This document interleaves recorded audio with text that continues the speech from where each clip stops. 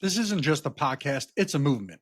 The Middle Ground Mike is fighting for truth and unity. Subscribe now or support us today. Links are in the notes. Stand with us.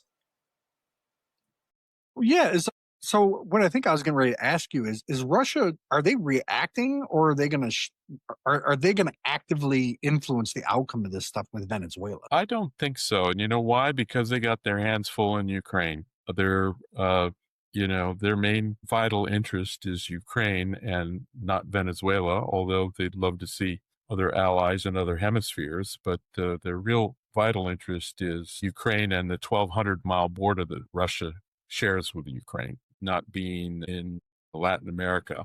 But they're happy to support birds of a feather, if you will. But those birds have since their wings have been clipped by Operation Absolute, by the operation that got rid of. I mean, that makes a lot of sense, really, when you think about it. Yeah.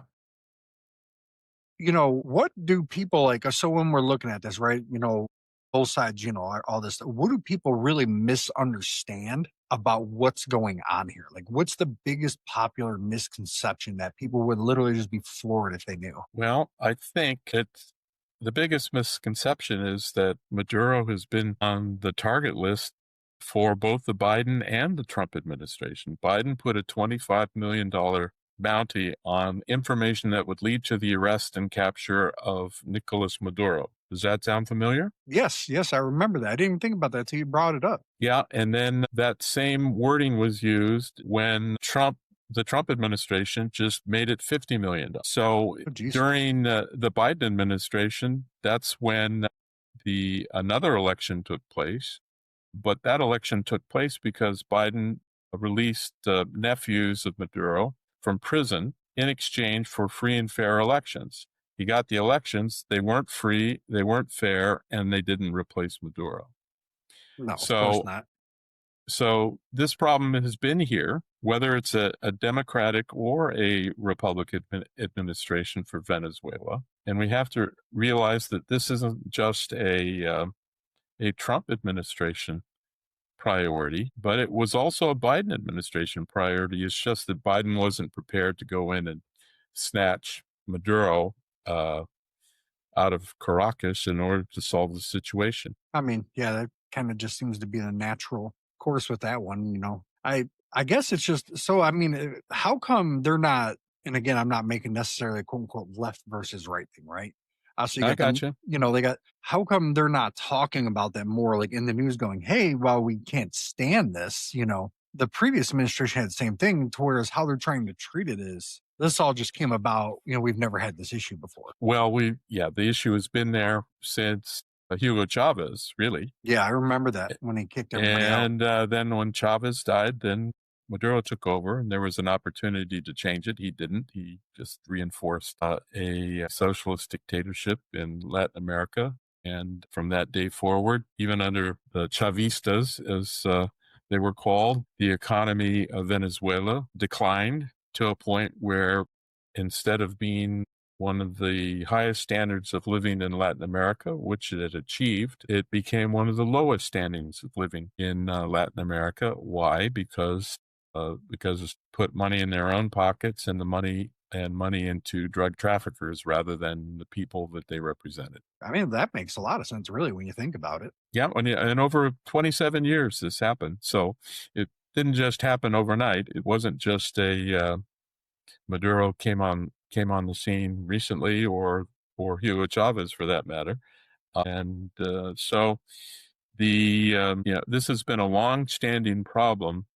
We have a tendency not to think in terms of long-standing foreign policy problems, but just when it becomes, where there's shooting involved, or maybe it's because we have such a short attention span where you have to have a TikTok video understanding of the world in order to get it posted, unlike the Middle Ground Mike, where you take some extra time and go beyond the scenes to take a deeper look.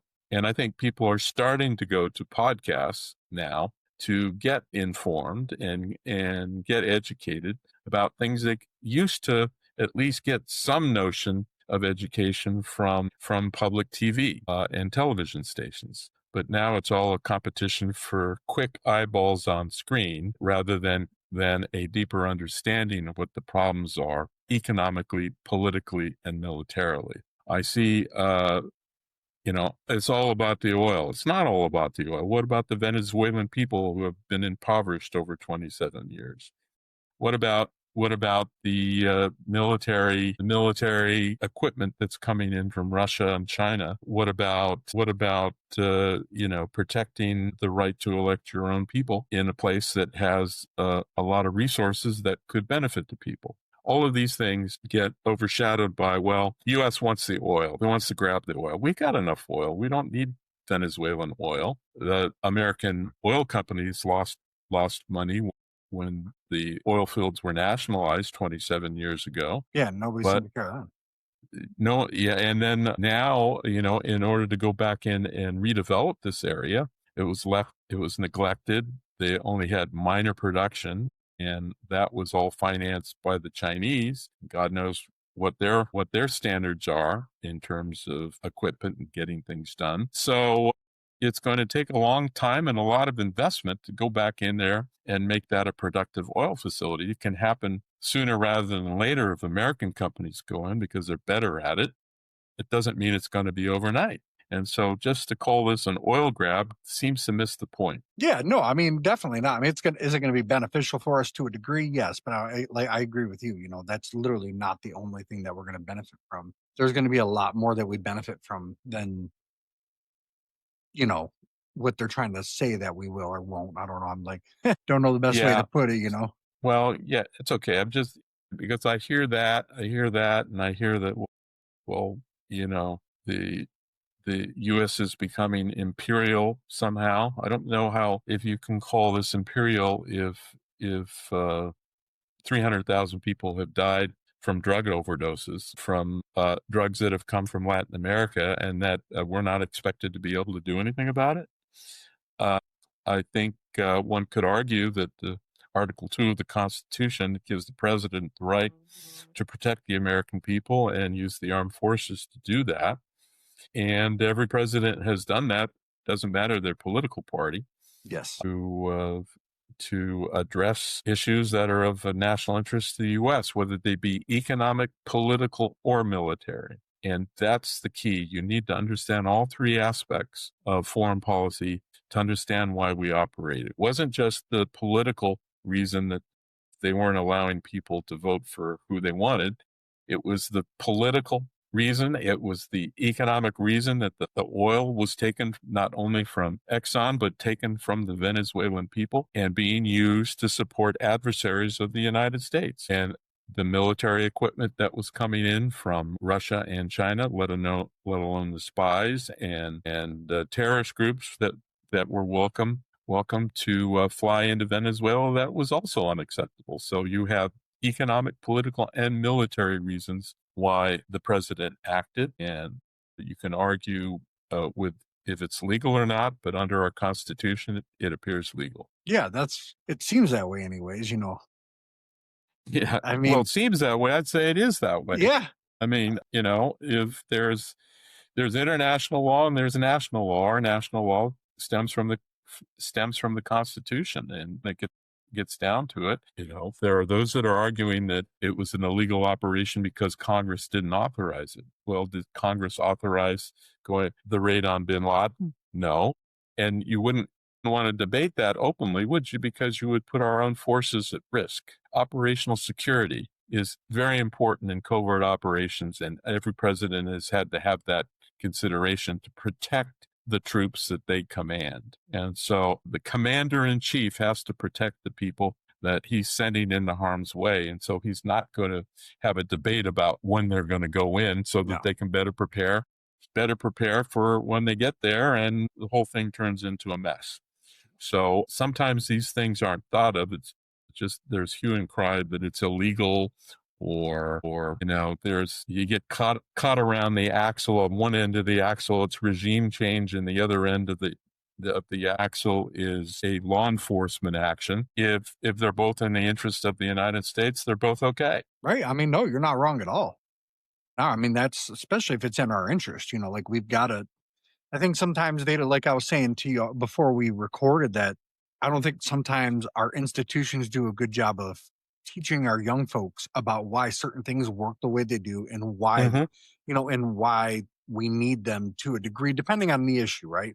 Everything's Right. always fluid, but, and I think that's where, as 50, 60 years ago, a lot of moms and dads at least had some kind of idea of why we needed this or how that was going. Whereas now, even though we've got more ability to connect and find things, people seem more and more disconnected. Yeah. And opinionated about things they haven't even learned about. Yes. Uh, and that's okay because the First Amendment allows you to be stupid. You don't have to be right. You can have your own opinion, but at the same time, the hope behind it was that you would debate it over the policy and not call people names. And do ad hominem attacks and suggest that this person was this way or that way, and so they shouldn't have the right to exercise their rights under the Constitution of the United States, whether you call them a communist or a fascist. And I might add that most people don't really understand what those words mean. They understood it Yeah. a little bit better in the 90s and 40s than we do today. And most people don't understand what communism means or socialism for that matter. So it's not that people want to or need to, but I'm thinking that perhaps they need to more now so they could understand what's at stake. And it's not just some sort of political game that you carry out on social media, but it's actually important that you understand so that when you vote somebody into office, you know what they stand for and you can ask them about it. So what think about that. Like, where do you see like our leaders going in the future with this? Right, whether it's Trump, da, da, da, just like as maybe like an in general. I know it's hard to per se do that, but like, so a year from now, your experience with around the world, right? Where, and obviously nobody has a crystal ball, but where do things like this, like how does that process tend to play out for people? Well, I find it's very important that who gets elected and what their agenda is. Yeah, I mean that's pretty key. That's the basic starting point for at least democratic countries. And then what do the undemocratic countries do in response? Um, they they play a longer game than we have to because we have elections, and sometimes those elections are not about, and most times they're not about foreign policy. No, They're about very the rare. economy. And because we don't care about foreign policy, we've been protected by these humongous oceans for so long that we haven't been invaded, except I guess on 9/11 by a non-state actor taking over airplanes that were our planes, Right. crashing into our buildings. And so we're not used to having to weigh our words as carefully as other places where if you say the wrong thing, you're put in prison. If you criticize whoever's in government, no matter how accurate the criticism is, your family is put in prison, they burn your house down, and that sort of thing. So you need to, first of all, we should probably realize that what we have, we take for granted. And the fact that we don't know enough about other places and about their policies and how they affect ours is not just a problem of our education system, it's our problem. We should want to learn more ourselves. No, I mean we should. I mean it would just make life a whole lot easier for Well, everybody I'm not involved. sure it makes it easier, but it makes it more important. Yeah, yeah, yeah. I mean, it maybe takes away some of the anxiety that comes along with some of these things for the general public. Yeah, and there used to be a time where, if the American government did something, most people said, "Well, they must be doing it for our betterment." But then when other voices came into the mix, and especially social media, because anybody and his uncle can use social media, including Right? that hired people to spread disinformation. So even more important now to take a critical look at what's going on from a position of national interest, economic, political, and military. And there used to be a phrase, follow the money, and you usually get what's important. And the money is always important, but it's not always the most important thing. Political considerations and military considerations are important. Yeah, yeah, no, for sure. Do you think that this is going to really help with the migration crisis from South America slash Central America? Well, if they get Venezuela under control, I know that there are millions of Venezuelans in the United States that want to go home. And And certainly behind Maria Machado, she's a very charismatic leader. Think whoever, if she runs, she'd probably win, and if she doesn't, whoever she supports will probably win in any election. And you will need a charismatic leader in order to rebuild a country that once was the richest in Latin America and is now worse off than Haiti. So, I think it would help them certainly in terms of Venezuelans wanting to go home from here and elsewhere. They've gone everywhere. There's been a diaspora all over the world. So yes, I do think for the Venezuelans, I don't know about other countries, but certainly Venezuela will help. Yeah, I mean, hopefully. I mean, a lot, like I think you said, what, 6 million people or a couple million? How many Up people? to 8 to 9 million. Wow, It's unclear how many. And wow, over a third of the country is left, and who's left? 84% of them are in poverty. that's That's just. why they left. They left because there wasn't anything, you couldn't feed their families. I mean, naturally, you got to feed your kids. I mean, you're going to go where the Yeah, food is just and the think money. about it. Well, that's always been a motivation for migration, as we know, but economic as well as political.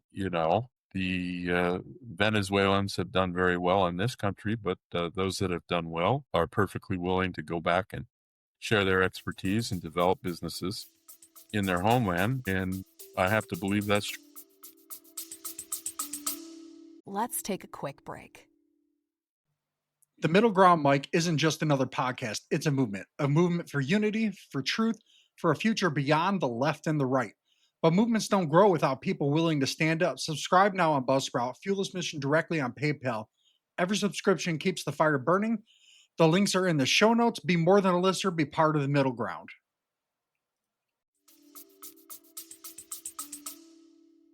Yeah, I mean, it would seem natural. You would think it is, anyways.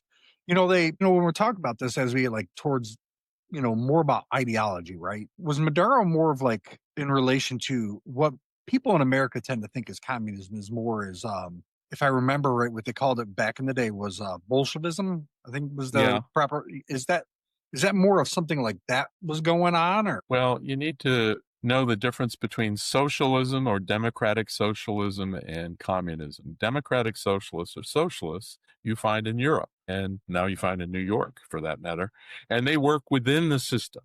They work within the system for reforms and for workers' rights. Communists want to overthrow any capitalist system and install a communist system of hierarchy, such as that existed in the Soviet Union and as existed in Venezuela, at least until January 3rd. And there are probably still remnants there simply because you took the leader doesn't mean the infrastructure is gone. So what that means is that the modes of production in a communist state are all controlled by the state.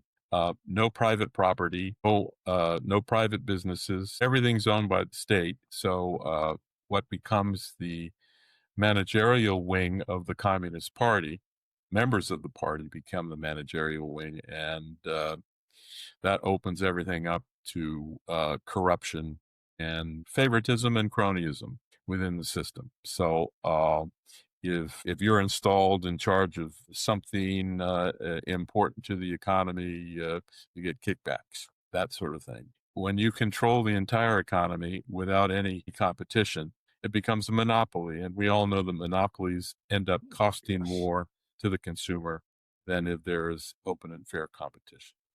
yes, oh And, yeah, no doubt. communism is a monopoly of power and points of view. Everything is about class struggle, which I think by now we realize everything is not about class struggle. It's about feeding your family and having a long life and a meaningful life and the like, which you would find didn't happen in communist countries. Their life expectancies actually in the Soviet Union for a male went to about 55. I don't know about Venezuela, but I would suggest it probably wasn't very long, because if you can't have enough nutrition in your body, you're not going to live very long. And so the issue becomes us versus them, capitalists versus communists. And so the capitalists are all imperialists. All they care about is making money and nothing else. That's an economic determinist way of looking at history. Everything's driven by economics for a communist, but the economics they don't focus on in terms of what works. They focus on slogans and they focus on 5-year production schedules, but they don't focus on what you need in order to have an infrastructure to make that work. And you need capital, and in order for capital to exist, you need something called capitalism, and that's something that they just don't agree with. And what was written by Marx in the middle of the 19th century does not apply to modern economics. No, unfortunately, it does not. I mean, to be fair, outside of per se America, but the elites over there had a lot less money. It's a different system, but kind of how we view it today, like how we view the elites, quote unquote, in America today is not too much different than what was going on over there. Like you had the rich people pretty much were the Communist Party. You mean in the Soviet system? Yes. Yes, correct. Yeah, so it's not much and you different could than what we even do. say the follow-on system, those that were well connected to the government, in this case, Vladimir Putin, his cronies are making money. So it's, cronyism, but there is still a huge differential between those that have the money and those who don't. Oh, yeah. I mean, that's the haves and have-nots, right? Isn't that what they say? Yeah, well, it's capitalism too, but let's be fair. It's on both sides, and it needs to be said more often rather than just say, power to the people, but enrichments to the few. There needs to be a very sober look at what systems work and what systems can work where you happen to live. So before you change that system, you better compare what's happened to other systems that have adopted it. Right. And the history of economic success in communist countries, in particular socialist countries, also has been, shall we say, less than optimal. So what has worked, and why is it that people, when the Berlin Wall came down, ran towards West Germany rather than stayed in East Germany? Right. That's an important thing. And I remember being in Berlin right after the Berlin Wall fell, and the East Germans were given welcome money. And did I tell you this story? No. Yeah. Well, I worked for the Berlin mayor's office as a Robert Bosch fellow in 1987, 88, 87's when Reagan came over and said, Gorbachev, tear down this wall in front of the Brandenburg Gate. I was in the mayor's office in 1988, right after that speech, and the wall was still up. And then I was invited back for the all-German elections in 1990, right after the wall fell, and I was called the night the wall fell from the mayor's office saying, get your butt over here, you're missing out on something. And I didn't make it for a few months, but when I got to Berlin, I went back to my old office, which was in the Rathaus Schöneberg, where Kennedy made his Ich bin ein Berliner speech, during 1961 Berlin crisis. And everybody was at the wall, chipping away at the wall with chisels and hammers and that sort of thing.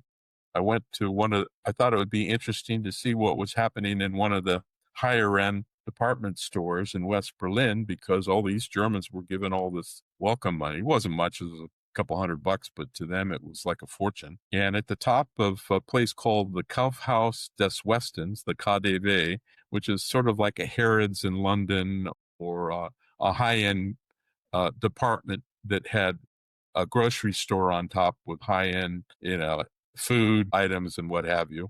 I went to the cheese counter, and there was this line of East Germans buying cheese like you wouldn't believe it. And there was this one man, I could tell he's East German by his clothes. He had kind of a plastic suit, and you just knew what East German clothes looked like if you'd worked in Berlin during the Cold War. And he was crying. And I went up to him, and I was in German. I said, sir, are you okay? Is there anything I can help you with? He says, there's nothing you can help me with because I can't understand this. You have so many cheeses here. We don't even know what cheese is. I wouldn't know what to pick. And if we had cheese, we had these things we carried around called just in cases, just in case there's any food or anything. You buy whatever's in the store. And here you have so many choices. I don't know how you choose. I says, well, let me choose for you and let me pay for it.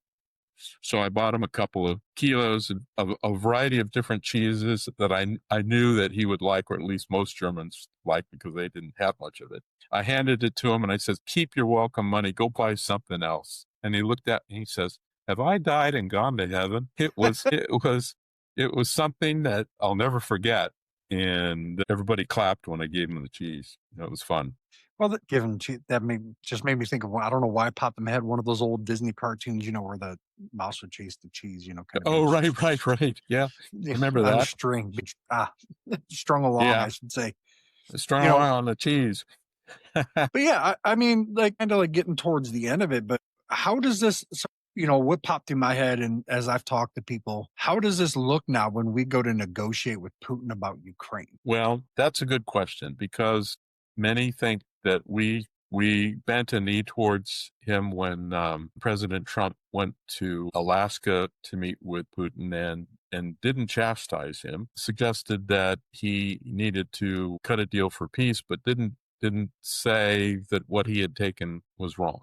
So some called that the Munich summit, or the Moose Munich, and as a result, didn't think that President Trump was tough enough on Putin to withdraw his forces from the territory that he had acquired, starting with Crimea, and then the rest of the 20% of eastern Ukraine that he's occupied ever since. And I think Europeans were upset with that, but the Europeans also have increased their defense budgets, because now they're worried about Putin going beyond Ukraine into Eastern Europe, in Poland, in other NATO states which border on them, and border on Germany, border on Poland, border on Lithuania, Estonia, Latvia, all NATO states. Okay, so does this mean that Putin is going to come to the table, or does it embolden him if he thinks that Trump has given him his sphere of influence in Ukraine, and Putin has to give Trump his sphere of influence in Venezuela? Is this the deal? Are we going back to World War II, where the major powers determine the spheres of influence? Eastern Europeans are not going to like that, because the major powers divided up Poland in a way where Russia got part of it. The Germans lost a lot of land, and the Poles got part of it, and what have you, but they weren't even at the table to discuss it. And I think the problem with a war, and having been in negotiations to end conflicts and end problems like this, you have to have both sides at the table. You can't just have an outside person come in and say, here's what you got to do. So both, talking to Putin on the one hand, and then having meetings in the White House with Zelensky on the other, that's fine and good, but at some point, the two belligerents have to make peace. Same thing with the Israelis and the Palestinians. You can have all these people coming in telling you what to do, but if they're not prepared to make peace, then it won't happen. And you can feel as good about yourself, and you can come up with as many Nobel Prizes as you want to. And you know what Nobel invented, don't you? Alfred Nobel, the Peace Prize. The Peace Prize. But what did he invent before that? Dynamite. Oh, no, I did not know that. He invented dynamite. And so this is the Nobel Peace Prize, for having invented dynamite that eventually would be used in bombs. Wow. Right. So, but if you can actually assist people to make peace, and they are at the table and agree, you give them all the credit for it. You don't take credit for it. You give them all the credit for it. And that's the grown-up way of doing business, by the way.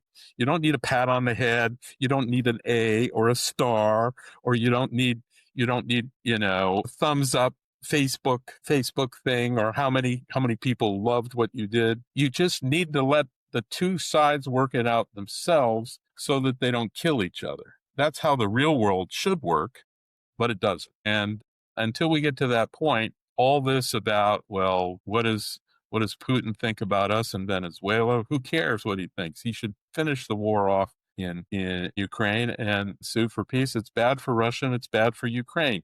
But until they see that, it won't happen. They have to see it themselves.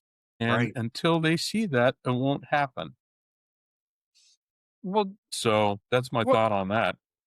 like last question here. Yeah. How do China actually second to last question, how do China and Russia adapt if stability emerges there, right? Where how do because especially with China, right, in the oil situation, because they need oil, right? China's Oh, almost yeah. willing to do anything to get it. How does that sphere because essentially they're the modern axis Oh, power, if you want to call it that. they'll go to Iran. Iran's been selling them tons of oil. Well, Iran's They're, they're going through a change right now too.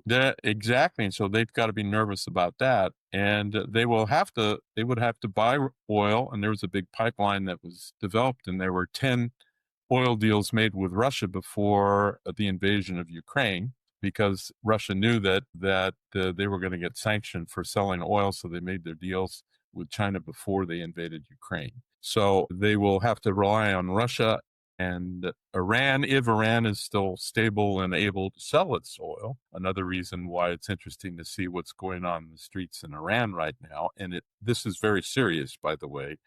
Uh, um, so serious, I don't think we're paying enough attention to it, because I have not seen this sort of activity in the streets of Iran since the revolution of 1979. So let's keep our eye on this, because it's very important. Because if the mullahs and Khamenei are overthrown, that is going to create a whole nother situation, another opportunity, but another unstable situation in the Middle East. Yeah, I mean it definitely seems like that. And last question here. Mm-hmm. When we really boil it down, right? When we're just really looking at everything, Mm-hmm. what does Venezuela per se look like in 1 to 3 years, just based on historical trends that you know? Well, historical trends have been hard to predict in Venezuela. There was a 50-year period after 1958 of democracy, followed by a 27-year period of communist dictatorship. I think the Venezuelans now realize that they can transition back to a democracy, but they're going to have to root out the bad elements that have been profiting off their backs for the last 27 years. They're either going to have to leave, be imprisoned, or it's up to them what they want to do with them. That transition is going to take at least a year, in my opinion, before they could have a free and fair election that wouldn't be booby-trapped by somebody. All right. And what is that going to require? That's going to require observers that hopefully can come from international organizations, but it may require security on the ground that will have to include perhaps peacekeepers, perhaps American military. I hate to say it, but and I think that may be required, because I think the Venezuelans now respect American military power. But I don't see this. It's going to take 1 year before they can stand up elections in it, before you could see an improvement with the oil getting back into the marketplace and Venezuelans getting oil. I'm going to say that's going to take 5 years, and that's optimistic, because the oil fields are in such disarray that would require all the oil companies to come in with guarantees and of protection. Once your company has been nationalized, you're not going to want to go back to a place if they're going to nationalize it again, right? And take all those losses after all the investment and whatnot. So I think it will take 3 to 5 years for the oil to get up and running, and that's if enough guarantees are put in place, not only by the American government but also by the Venezuelan government. What does that require? Venezuelan government has to be up and running, and that's going to take 1 to 2 years, right? Yeah, I mean So that's isn't that reasonable to think that? Yeah, very I think reasonable. so. Yeah. So, and then what sort of guarantees do you have put in place so that drug trafficking never happens again out of Venezuela? That'll be a challenge, especially because the cartels have a big foothold. They have a big foothold, and right on their border in a place called Colombia. Yes.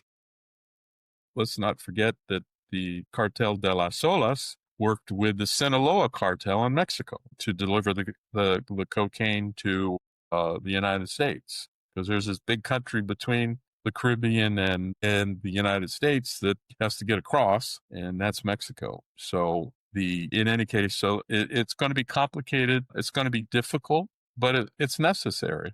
It's necessary for Venezuela to be able to crawl out of the dictatorship that ruined their economy and ruined their democracy 27 years ago. They're going to have to crawl back out. They're going to have to kick out the bad seeds and replant the good ones so that future Venezuelans can have a better future and a better income and can choose their own leaders. I mean, fair enough. Definitely fair enough. Yeah. Ron, this is why nuance matters. And this is why people like when our conversations, because we get down to the little nitty gritty, which, some people just don't like to do. Well, it's hard. And it's hard to do sober analysis of things you don't know about, but you also need to know that, well, everybody knows life is hard, but life is particularly hard if you live in a dictatorship and you have to overcome it. That's been sitting there for 27 years.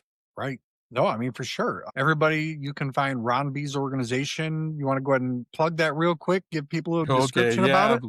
Yeah, learnthroughtravel.com. And I take students over to Oxford in July every year to learn about international relations. And we have discussions like we do here on the Middle Ground Mike, but with Oxford dons and professors like me who have actually done things in government and in international affairs. And in the oldest university, in the English-speaking university in the world, established in the 12th century. So 31 prime ministers have gone to school there, and it's a lot of fun to sit in these ancient classrooms and colleges where they filmed Harry Potter and what have you to discuss world affairs. And so if that interests you, take a look at learnthroughtravel.com, and the next session will be this July in 2026. So if you want to participate, let me know. All right. Yeah, everybody check his stuff out. And don't forget to check this out, share it, like it, follow it, whatever platform you're on. Comment on it. Let us know what you think. Everybody appreciate you listening in. No left, no right, just forward. Have a good day, everybody. Take care.